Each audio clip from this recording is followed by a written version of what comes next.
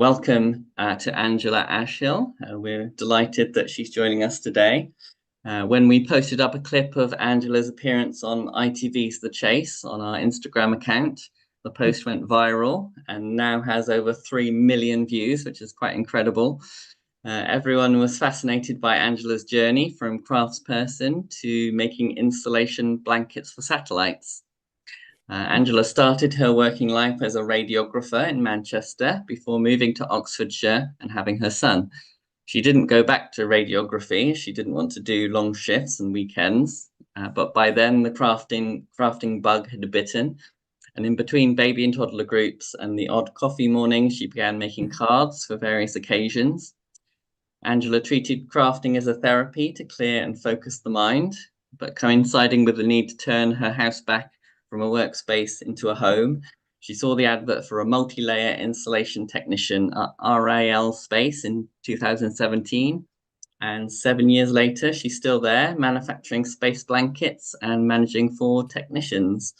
So welcome, Angela. How are you? Hi, everybody. Hi. I'm fine, thank you. Yeah, I'm good. Yeah. Lovely to see you. Chatting to everybody. Absolutely. So we'll get stuck into the questions without any further ado. So could you tell me a little bit about your background and what brought you to the world of crafts in the first place? I think you've just done it all, Daniel. Well, a bit more detail, maybe.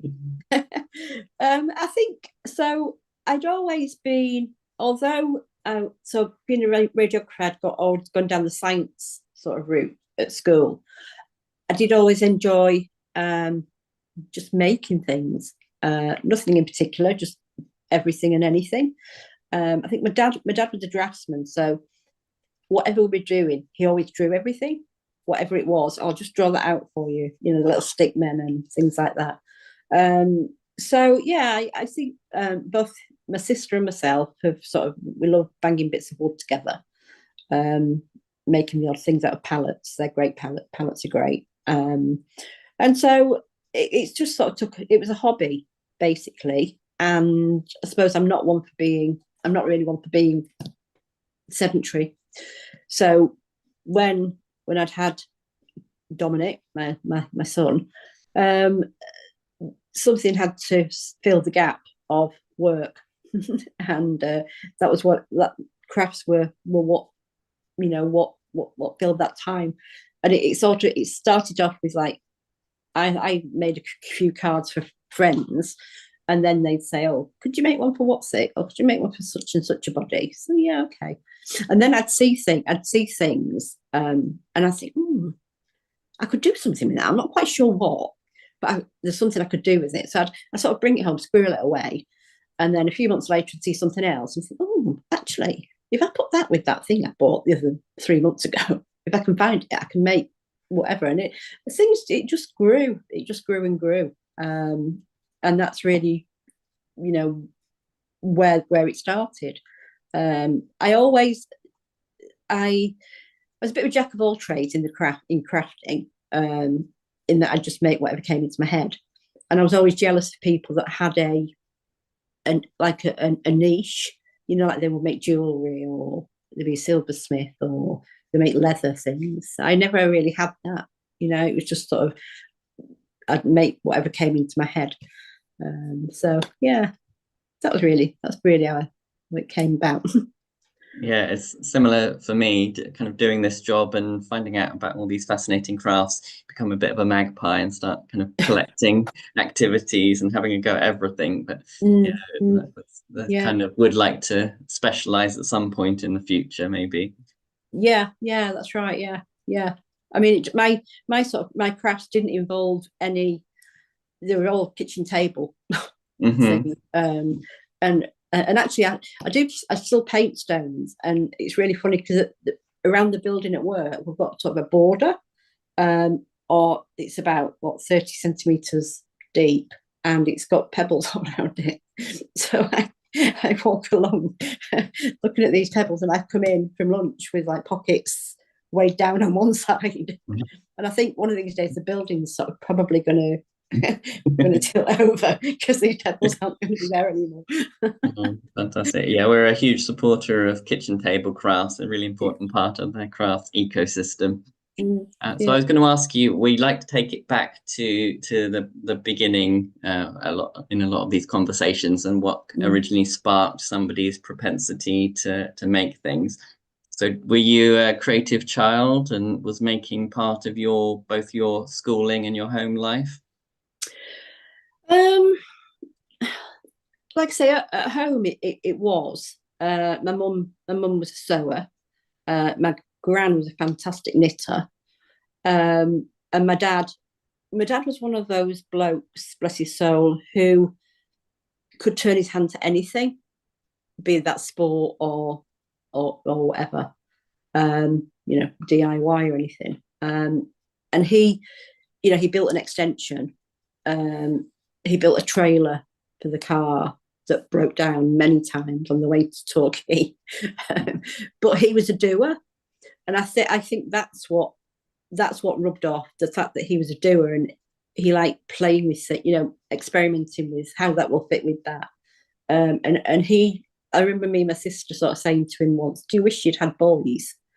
And he said, "Oh no, Spud," he said, it's you two are boys, really. And I suppose we were tomboys, but I think at school I went to a convent school, and back in the day we did sewing and domestic science, which cookery to all intents and purposes. We didn't do woodwork, we didn't do metal work, we didn't do anything like that. We did art, but then of course you've got to then take your subjects at 14, 15 or whatever it is, and I sort of went down the science path, and so that's where it became a hobby rather than something that I was ever going to do sort of at college or anything.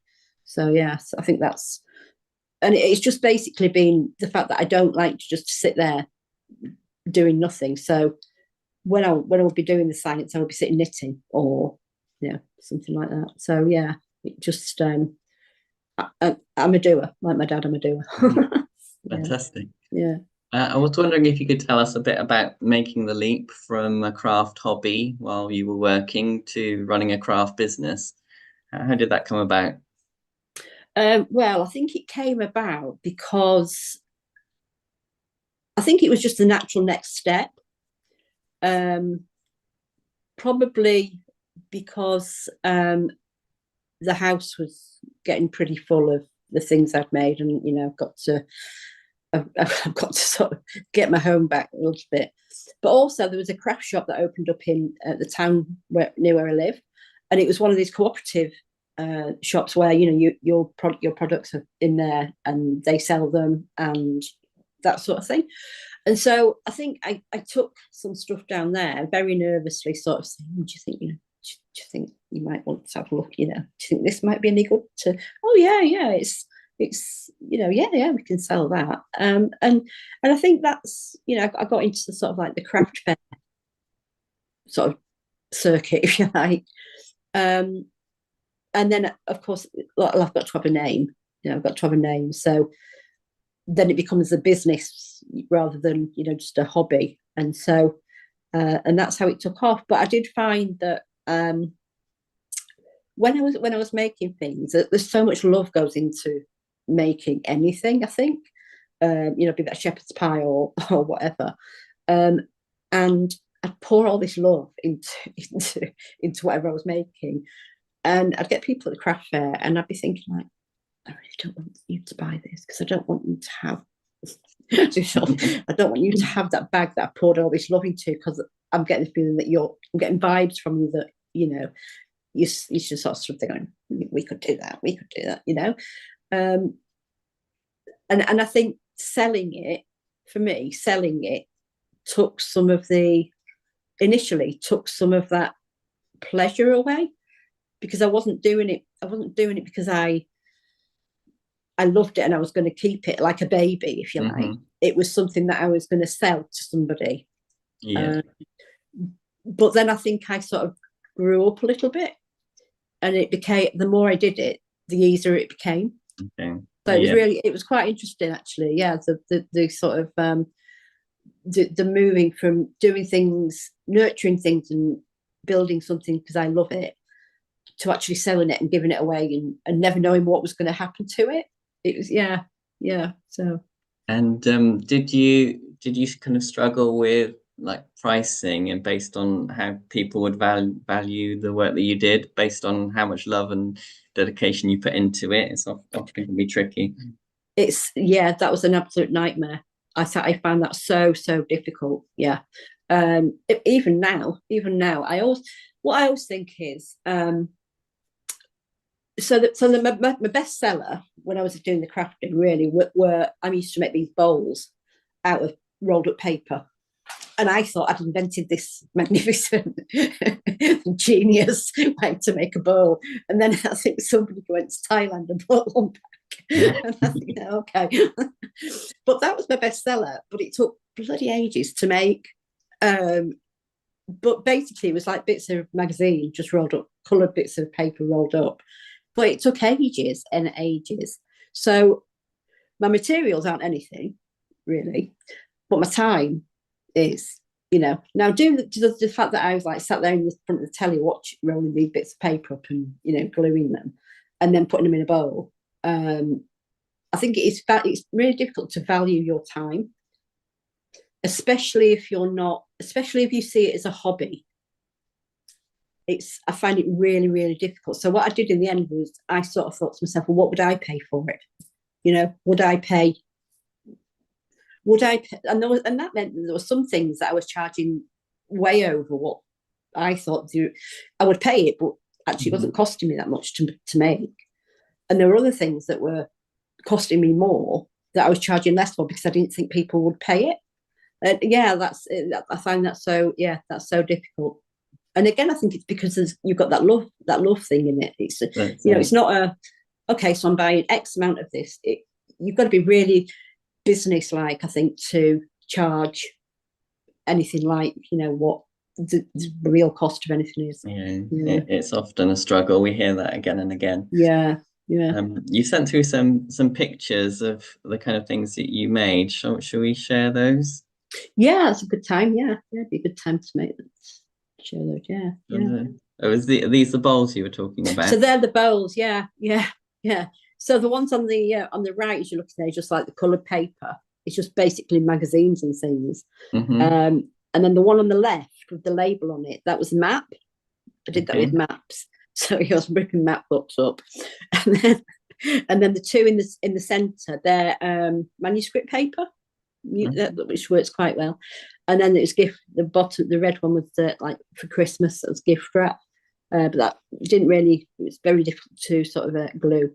But they were sort of they're quite different, and there's still a few of them knocking about, and they're quite strong, amazingly strong. But they do take ages. They do take ages. Yeah. Would you like me to talk about some of the other stuff? Yeah. Do you want to mention the other? Yeah. So the beach huts, that was my dad. I sort of said, I want to make these beach huts. Can you cut me some, 2x4 or whatever it is up? So you can see the roofs are all different sizes. But yeah, he made them and I glued them together and just painted them. And I've got those in my bathroom and they look quite, they look quite good in the bathroom. And then the mandala was just basically doodling. It was just a doodle, just to let you forget about everything.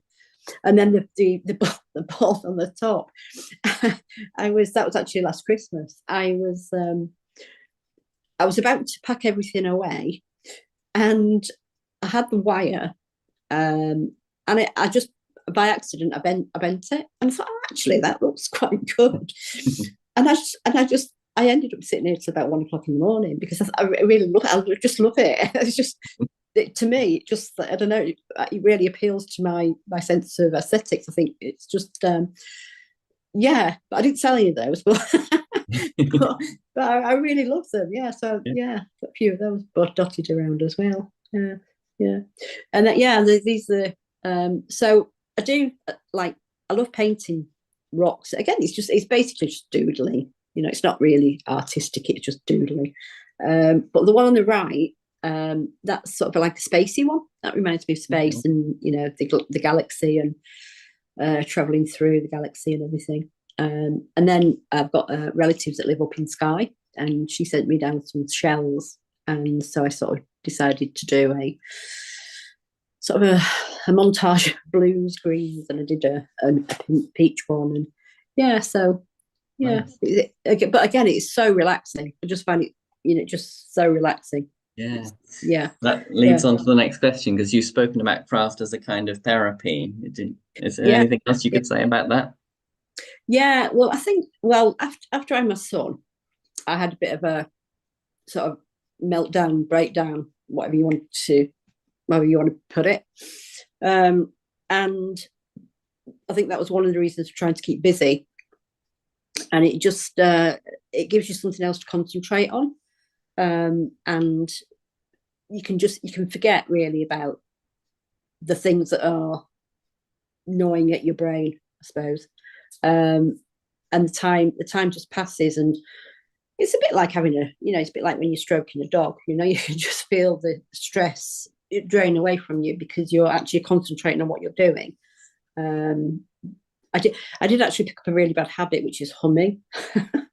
So I just like, I'll be sat in the clean room. I'm sat in the clean room today at work, and the radio was on behind me, and Salim, my colleague, was saying, I've got the radio going here, and I've got Winnie the Pooh sat next to me, humming away. I'm not quite sure what the tune is, because the tune is never a tune. It's just a group of notes.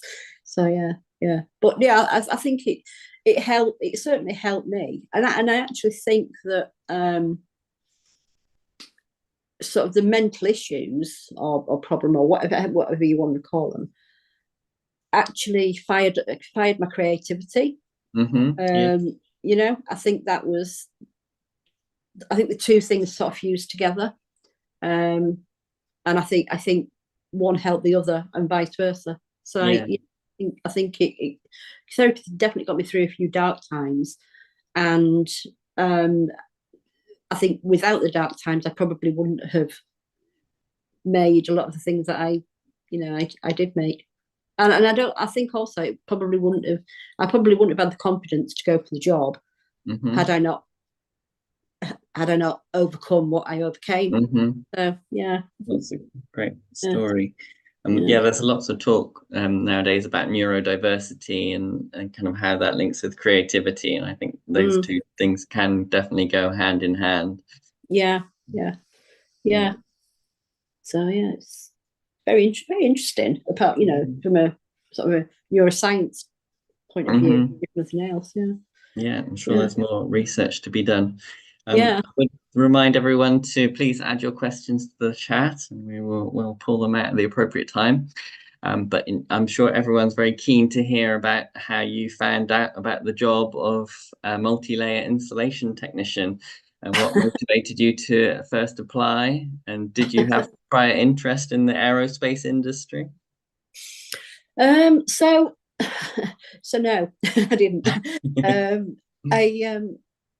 So what happened was, having gone down the radiographer route, it was obviously technology, melded with a sort of caring thing.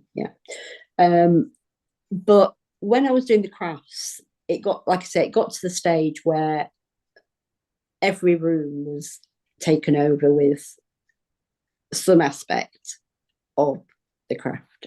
Every room. And whether it was materials or the products or whatever. And so there was that aspect to it. There was also the aspect of going to craft fairs and people coming up and sort of saying, should turn around to a mate and say, we could do that. And I thought, well, yeah, you could possibly. We'll go and do it then. Because to be honest, I could grow my own food, but I don't. I go to the shop to do it. So there was that aspect to it as well. And so and then the other aspect was the fact that I was sort of getting up at 6 o'clock in the morning. I'd be at the kitchen table. By this time my son's, he's at school and whatever. I'd be at the kitchen table, I'd be making stuff.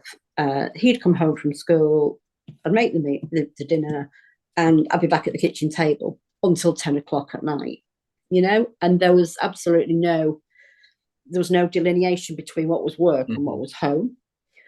So I did it for about 10 years. And I thought, actually, what I would like is I would like paid holidays. I would like to know how much money I'm going to get. I would actually like the kitchen table not to be covered in, a business. And actually, I'm at the kitchen table now and I'm looking, and it has actually covered with crap stuff. But what do? I don't know what to do. I know that I don't want to go and no disrespect to anybody that works in a shop or anything, but I don't want to work weekends. So I want, quite fussy actually, wasn't I? I want a 9 to 5 job, Monday to Friday.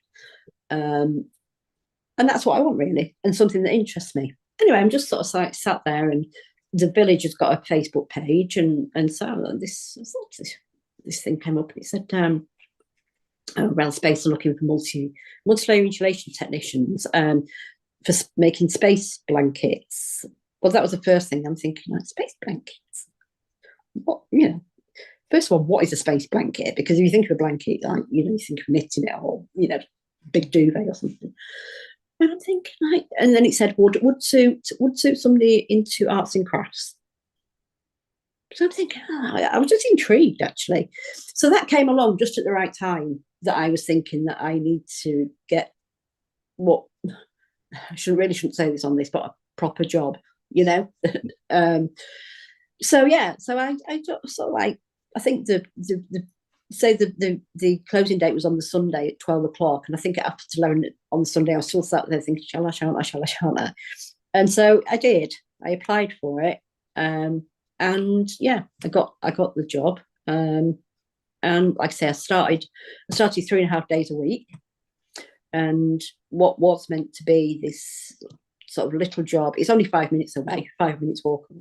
What was this little job that was meant to get me out of the house, turned into stuff that took over my life, as the crafting had done. So I think actually there's something inherent in me that has to give 110% to whatever I'm doing. So yeah, so that was how it came about. Yeah, it was intrigue, really, and the fact that the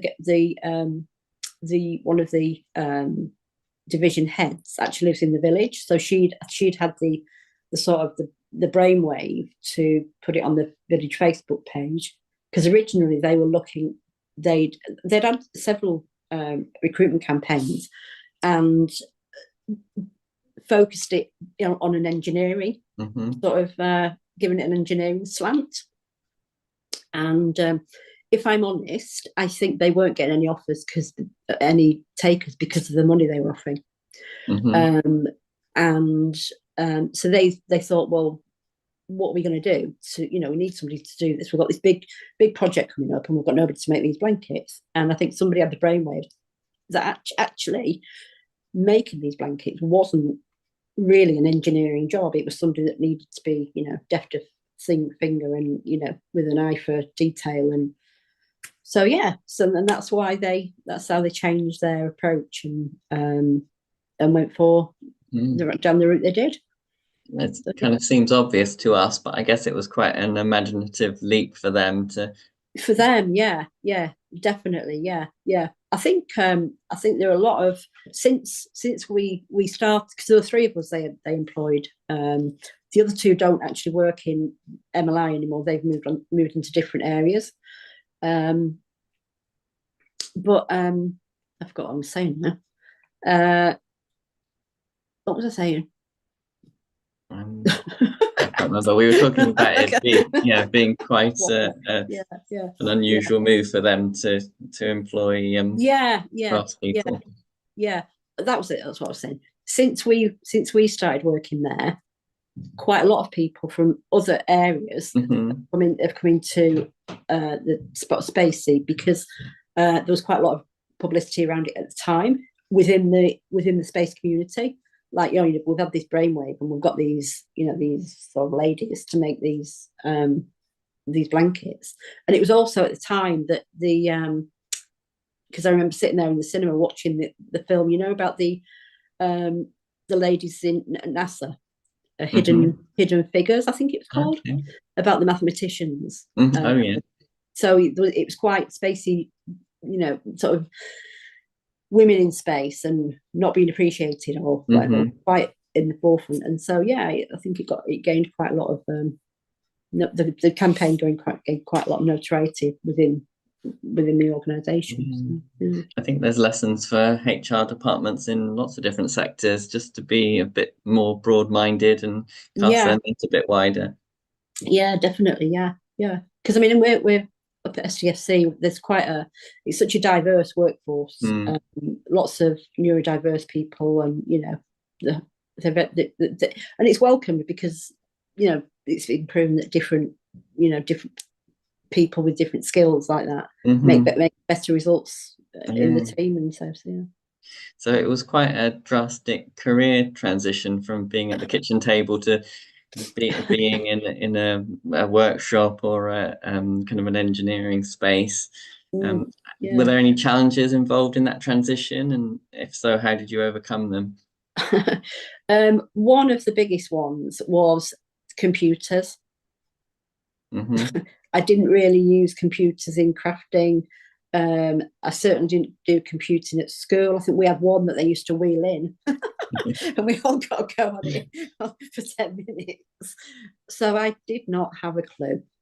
I say I didn't have a clue. I did the application letter, did the cover letter and the application form.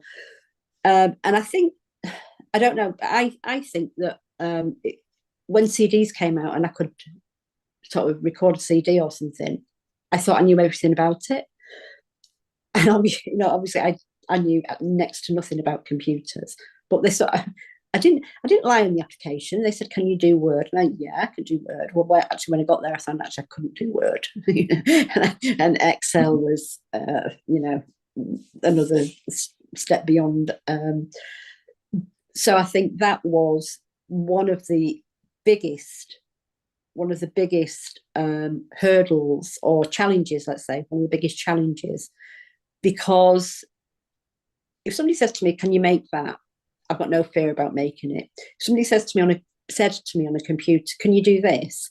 I'd be sat there thinking, bloody hell, if I press that, am I going to blow it up or, wipe everything off it? And I was so scared to, shall I press it? Shall I press it? Shall I press it? Shall I press it?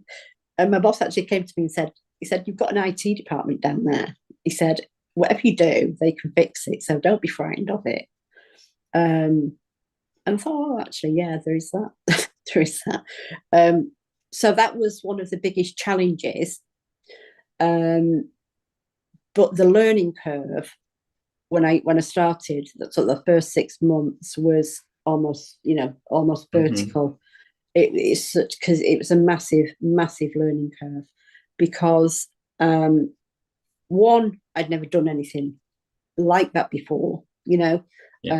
Yes, I'd used scalpels. Yes, I've been in the clean room and everything, but it was just these rolls of material cost like thousands of pounds, and you've got a scalpel and you're cutting, and if you make the wrong cut, it's very expensive, and it was a foreign world that I didn't, to a large extent, I felt a bit like an alien in there. It's quite weird, but yeah. But everybody was really welcoming and really supportive, and you could ask the most absurd question over and over again and they would answer you over and over again, and they were like I said, they were so welcoming, so supportive, that I never felt I couldn't ask something. I never felt I couldn't say I don't know. So yeah, it was really, really steep learning curve, but I started on 3.5 days a week, and within 2 years I was doing it full time, because I really didn't like coming home. I didn't like coming home on Friday lunchtime not having finished what I'd started. Yeah. So yeah, it's been a challenge. It's been a challenge, but it's been so rewarding and so enjoyable, and opened up so many new avenues. That it's I would never say I regretted it whatsoever. That's great.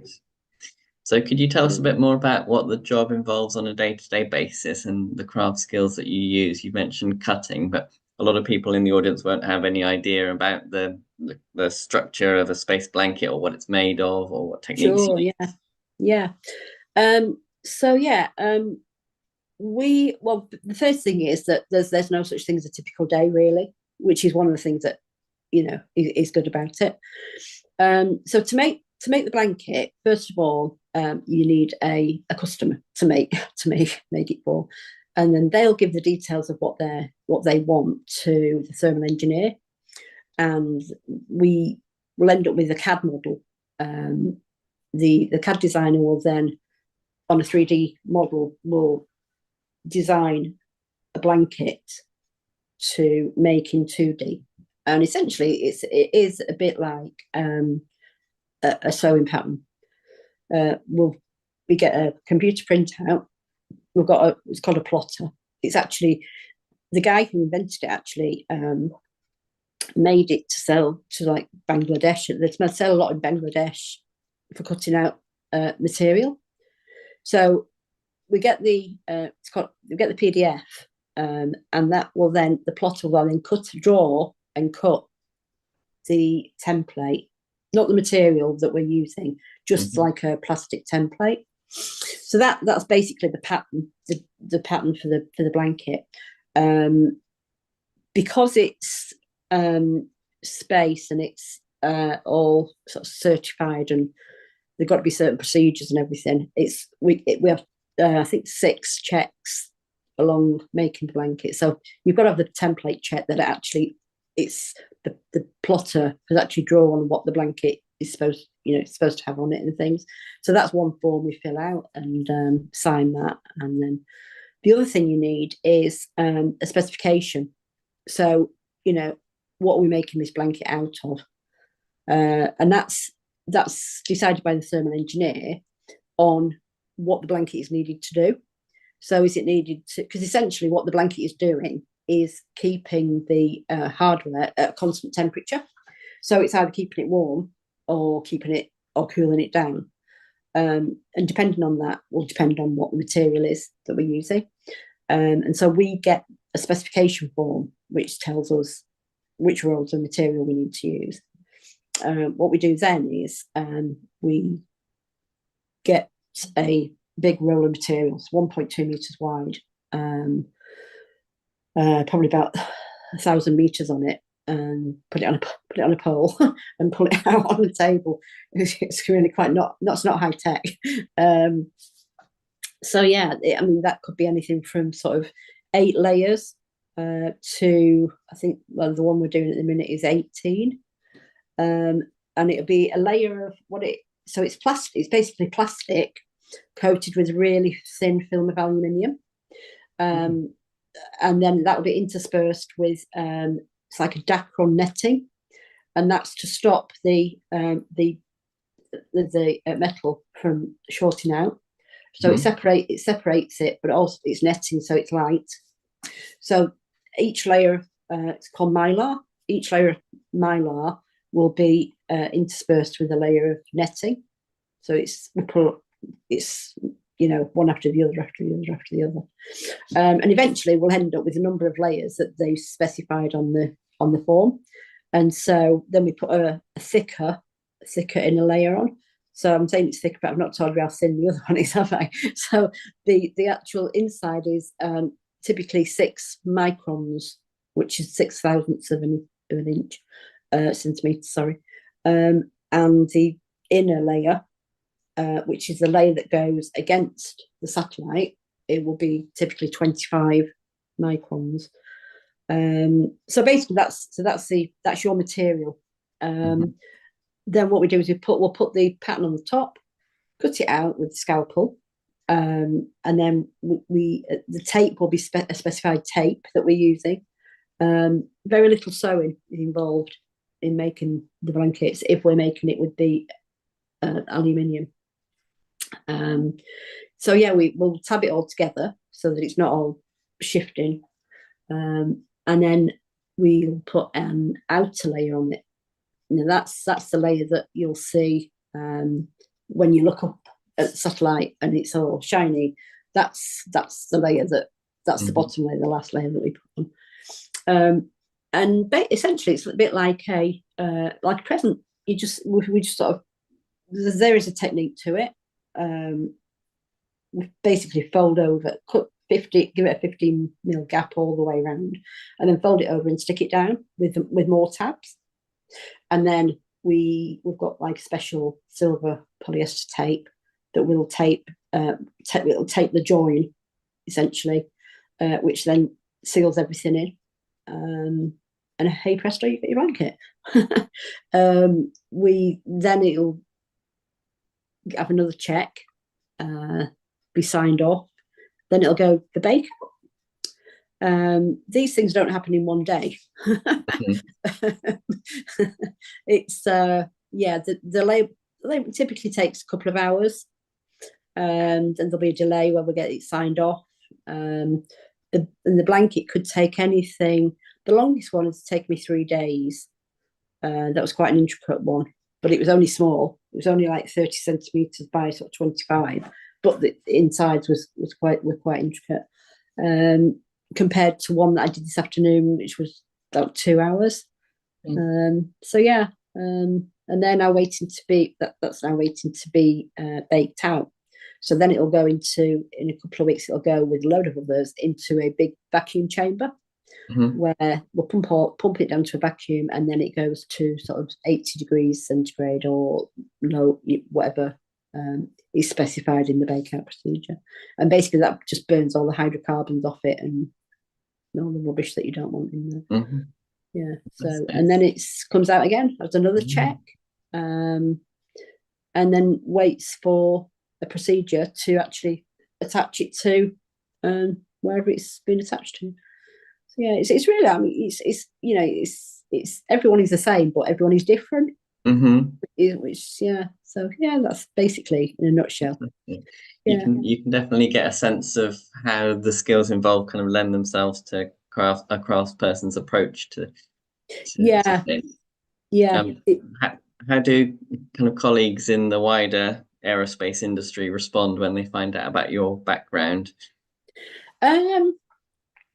Most of them are sort of, I think maybe at first, I think some of them were like, okay, we've got these like women who crafters, what are they doing here, sort of thing. But I think over time, I think we've actually proved that, we bring skills that they need that they haven't got. We're actually not as cabbage looking as maybe they thought we were, but I think we're valued now. I think now we're definitely valued. We're definitely an asset. I think that is I think we're valued for being part of the team. And I think the only thing I've ever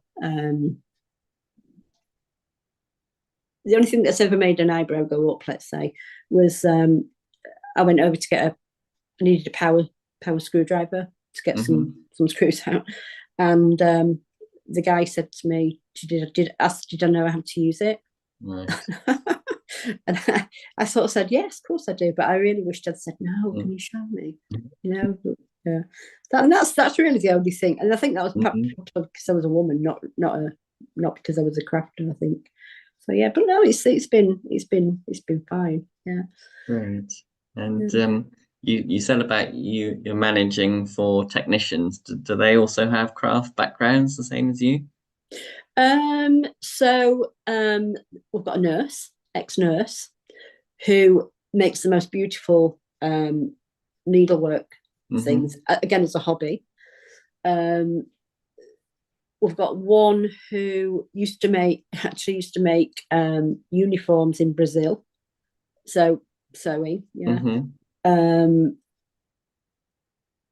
We've got one who was a policeman. He's left, but he was a policeman.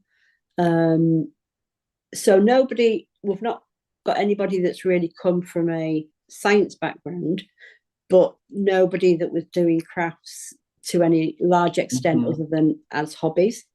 But I think to enjoy the job and to be successful at the job, you definitely do have to have a certain set of skills that are crafting skills. So yeah. Fantastic. It's interesting that 3 of the 4 kind of worked in the service industries, whether that was healthcare or police, that kind of thing. Yeah, definitely. Yeah. Looks like we've got a question in the chat. I'm going to hand over to my colleague Biz, who's our membership officer, who's been fielding the chat. Do you want to introduce a questioner, Biz? Yeah, we have a great question from Heidi, which I'm happy to either read your question, or if you want to unmute and ask it yourself, you're more than welcome to. I'll give you a second to decide. I'm happy for you to read it. Thanks. Great.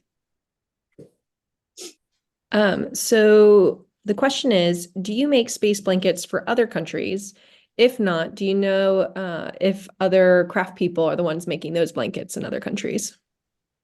Yeah, so we have, we spent a month in Turkey, not last year, the year before.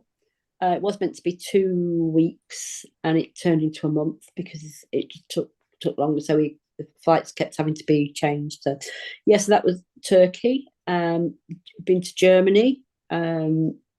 So the Turkish one was basically a Turkish job. It was a Turkish company that was employing us to make the blankets. The thing with space is, because it's so expensive, there tends to be a lot of collaboration. And so the German job was partly funded by ESA. And so it was based in Germany, but there were all sort of different companies involved. And we were tasked with doing the MLI. It's ESA is European Space Agency. It isn't part of the European Union, so we're still sort of heavily involved with that. And they do this. I think it's called geo loading or geo finance or something, where everybody, the country puts so much money into the fund, and then they get a corresponding amount of work back. And so I think certain countries do things like England, UK are really good at making satellites, small satellites. The French are really good at training people. They've got like an academy thing set up. The Germans are really good at sort of sensors and that optics and that sort of thing. And the Italians do something that they're really good at as well, but I can't remember what it is. So there's a lot of collaboration. So quite often people will be saying, "Oh yeah, I'm going to Italy, or going to wherever, lots of different, Singapore, lots of different places." But personally, yeah, Turkey and Germany are 2 places that I opened. Yeah. Amazing. I would have thought that they could just kind of email you the CAD files and you'd make them here, but it's great that you've had the chance to travel. So we did make them here. Okay. And then they get shipped. They get shipped over to wherever the hardware is, basically. Okay. Yeah. So yeah. Oh, fantastic. Yeah. Any more questions? Oh, it was a great question, Heidi. Well, thank you. Any more questions in the chat? Is that it for now?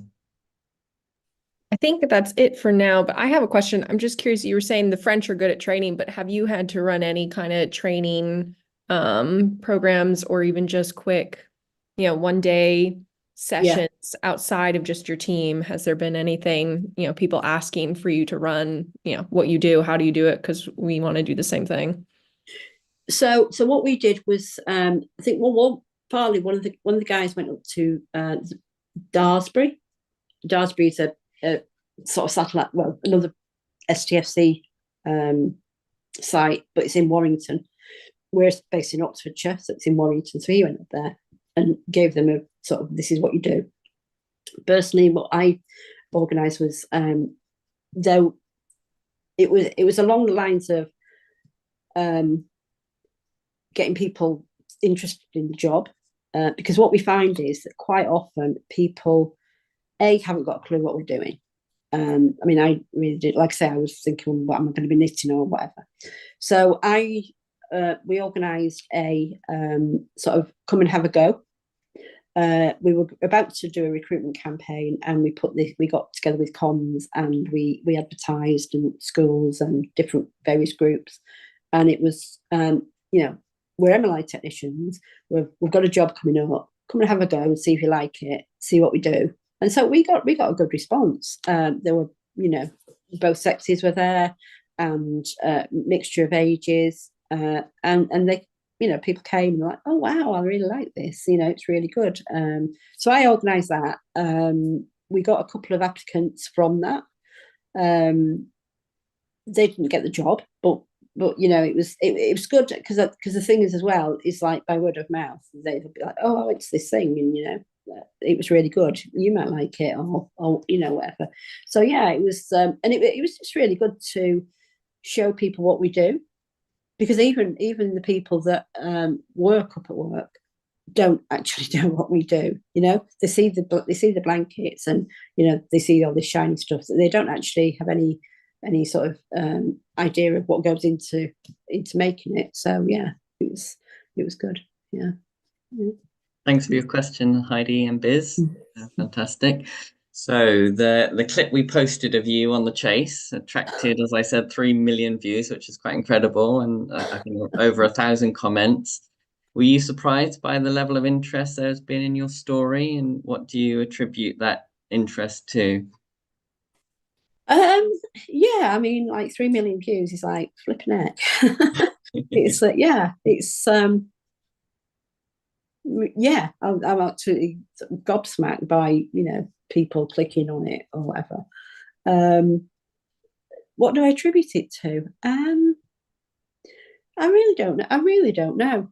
People must be curious. Whether it's, I'm not sure whether it's the chase angle. I really don't know. I've really not got an explanation for it. I wonder if it's something to do with kind of stereotypes of crafters and kind of defying the stereotypes. Possibly, yeah. Possibly, yeah. I mean, one woman said, "Oh, what did she say? Susan Boyle makes space blankets or something."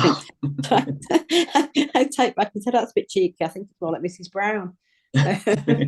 But yeah, I think it's yeah, it's probably curiosity, Oh, what's this about? Crafter, woman crafter makes space blankets. Yeah, it's probably piques people's curiosity, and it's not stereotypical. I don't probably look like a stereotypical person that works in space. I don't know. I don't know. Yeah, maybe not.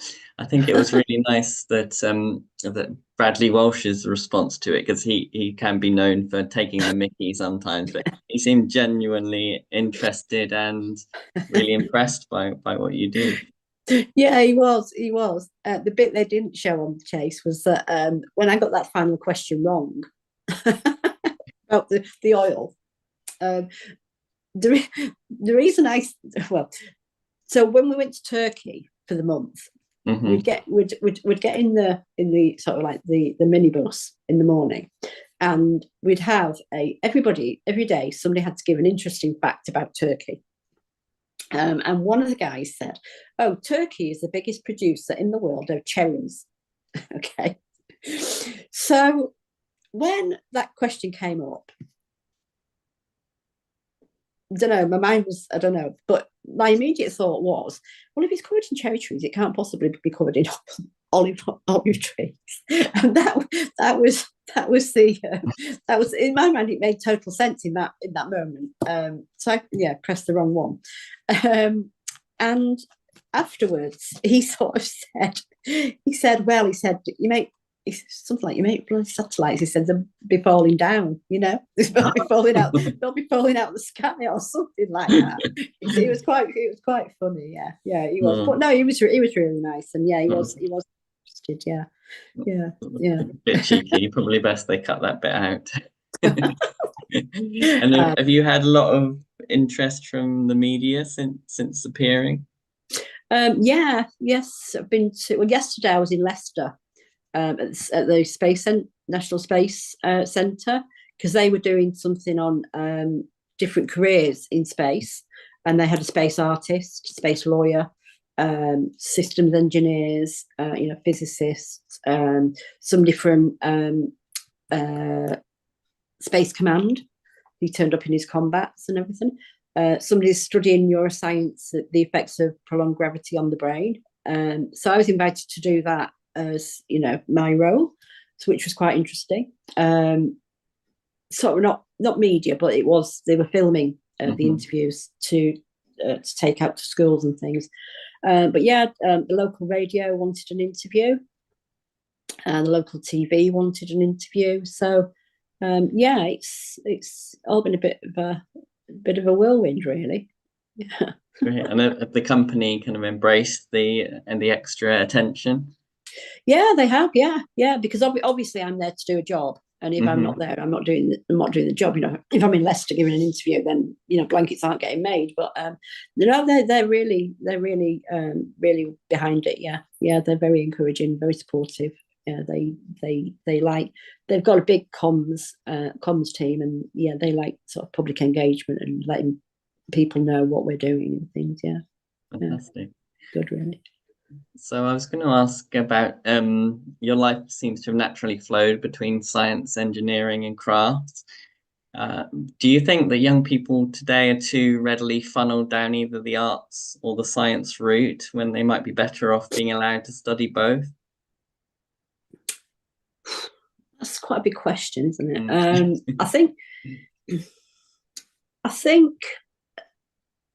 I mean, like, my son is now 26, and I think even since he was at school, the curriculum has filled up even more than it was then. And I think there are so many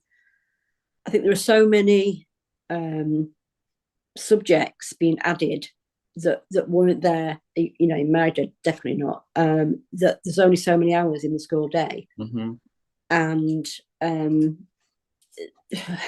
how do you decide what should be taught and what shouldn't?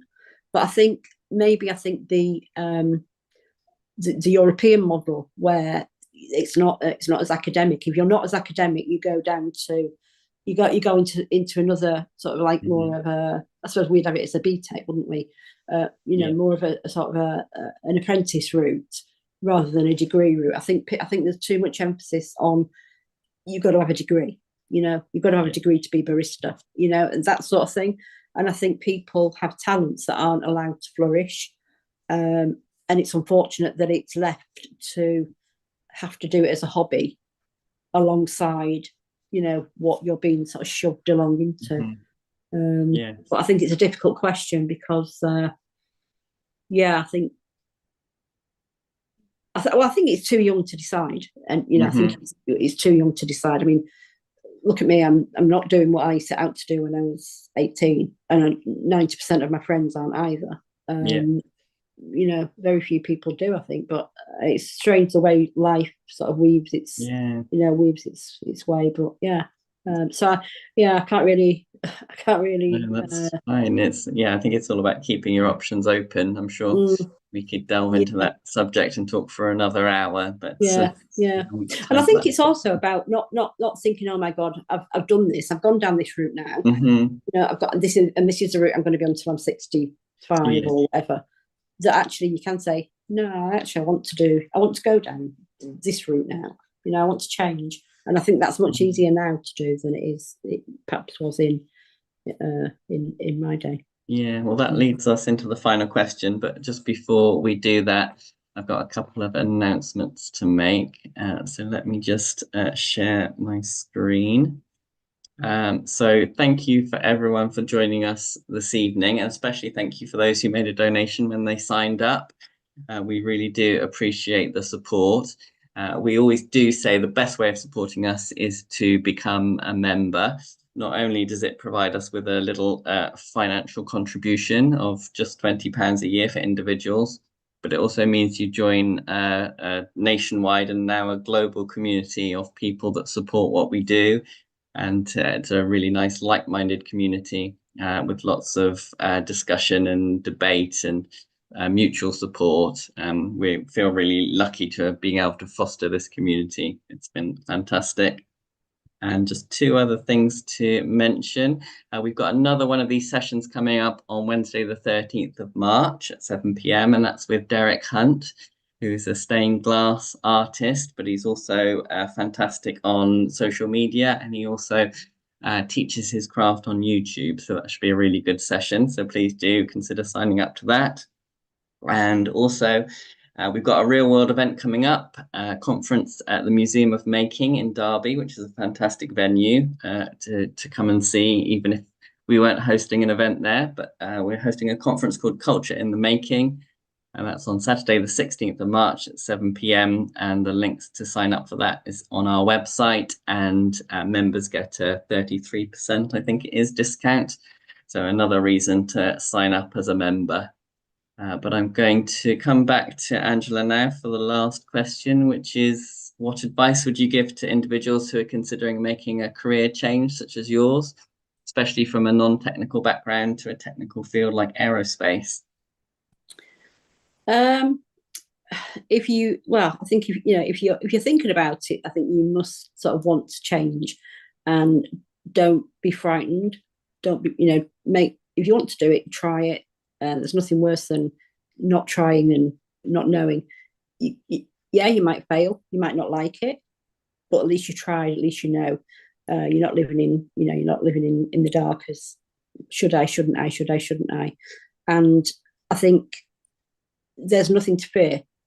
That's feel the fear and do it anyway, I think is the title of the book, isn't it? Give it a go.